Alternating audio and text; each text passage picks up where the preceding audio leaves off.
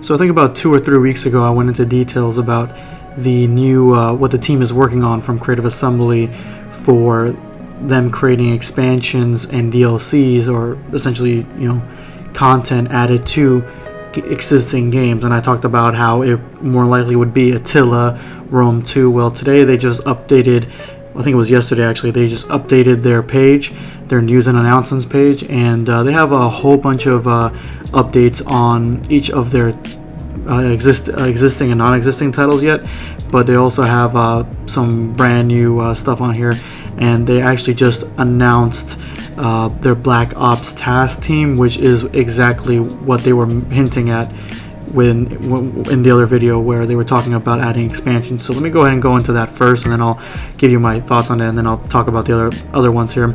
So Black Ops team task team, unannounced Total War title. As you may have read in the last update, we've recently been conducted investigations into whether we can produce additional standalone follow-ups or DLC for release before the next major historical title in the series.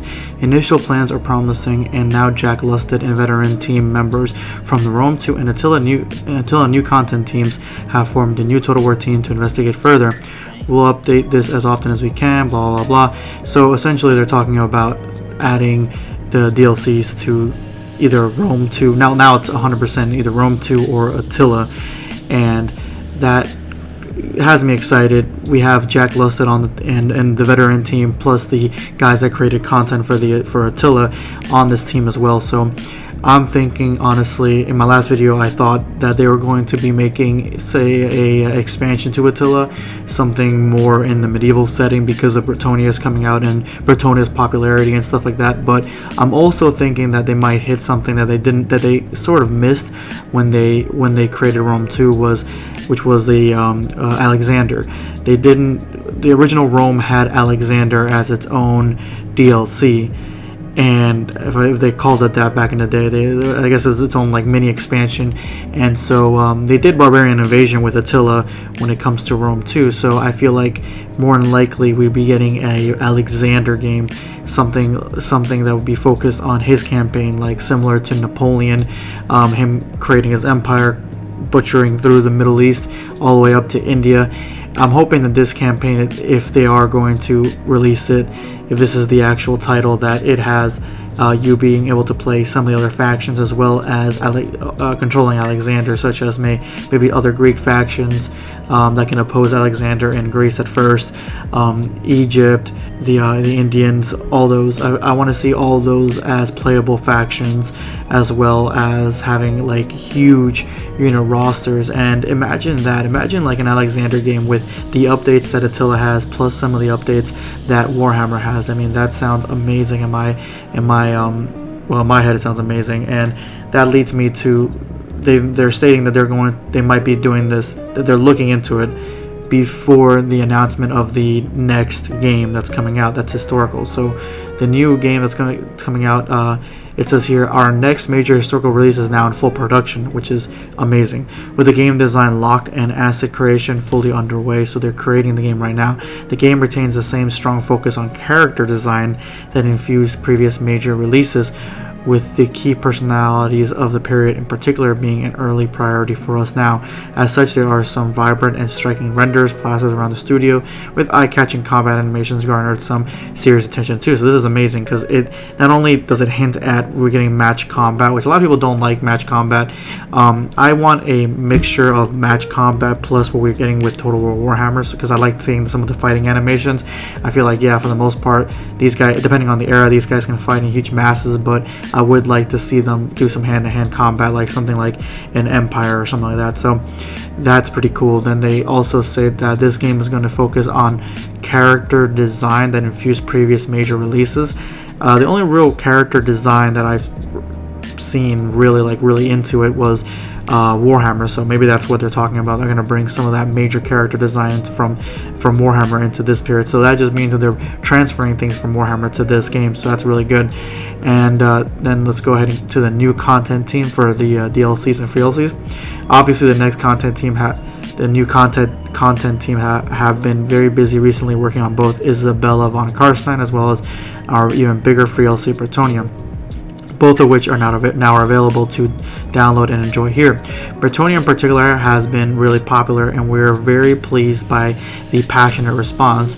While the majority of the dev team is busy working on DLC and free content plans for the sequel, given the success of our DLC so far, we're also looking at further possible content for the current game. So I kind of touched on this in a couple videos now, that I'm thinking that they're going to be adding Kislev, they're going to be adding Skaven to the old world map, maybe a small expansion that adds the Tomb Kings on it, adds a piece of the map where the Tomb Kings are at. So I'm thinking that's exactly where they're going to be going, plus some of the other factions like Attila, it make the Empire stronger. I feel like some of the other provinces of the Empire and counts, they're just not strong enough to contend with the full might of chaos, vampires, greenskins, and especially the goblin menace. And then we have the Warhammer trilogy. Excitement continues to build amongst the development team as the second part of the trilogy comes together, particularly as the distinctive races take shape and their playstyle solidify in campaign and battle. We're equally excited at the prospect of sharing details about the game's gigantic scale and content with our community and wider fan base as those plans come together in parallel. As always, our social media. Okay, so this is talking about the next game for the Warhammer trilogy. So this would be Warhammer 2 essentially, and it looks like they're almost like they're fully underway. It looks like they're almost completely done with the game. It seems like from reading this, so we might not have that much longer to go. More likely by the summer or the end of this year, we'll be seeing some little breadcrumbs, maybe like a trailer of what's going to come next in the second game.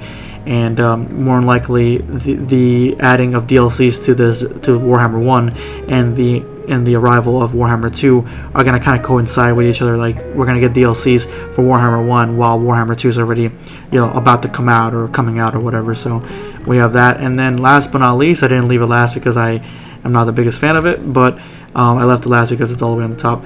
And actually I might get into it after reading some of this. So Total War Arena continues its closed alpha stage, and we are running invite-only test weekends around once per month. These are primarily technical tests that allow us to test the game infrastructure as well as new content. Player feedback from these tests is essential. In December, a few of the arena team braved the freezing cold and mascot to present the game to the crowds of the first ever Wargaming Fest event. After they have returned to a relatively tropical UK, work has continued, including building a tutorial, refining elements of UI, reward, and matchmaking, and making progress on new battlefields, units, and commanders. More info on all that. So that's the one thing. And the last part is the one thing that I really think that they should stress on, is the fact that they need to create new units, new battlefields, and new commanders. They need new time periods that are completely different than the ones they're doing right now. Right now, it's good that they were getting the time periods around the Mediterranean, but the game kind of, when it first came out, when it was first announced, it kind of promised the fighting of, like, say, knights versus samurais. And I feel like since we already have a lot of Total War games out there, it wouldn't be too hard to add some of these other generals in there and make it really, really exciting, like something along the lines like For Honor. If this was like a For Honor MMO MOBA, that would be amazing. Like, you could fight against knights against Vikings, samurai against the Huns, like things like that. That'd be pretty cool. So hopefully that's the direction they're going to be going to, and I'll be checking that out once it comes out for everybody to be able to play, and I'll see how good I am, if I retain any of my skills from the matches we had back in Los Angeles. So anyway, guys, I just wanted to go ahead and give you some of this news. If you guys hadn't caught it already, let me know in the comment section below what you guys think about all this, about the Black Ops team, the trilogy, the new content, DLC, the historical. What do you think will come in the future? Let me know. I want to have a conversation with you guys. I want to talk about it. And drop me a like if you like my video. Let's get our 50 likes for this video, guys. Thank you so much for watching. This is going to be Jetzu signing off.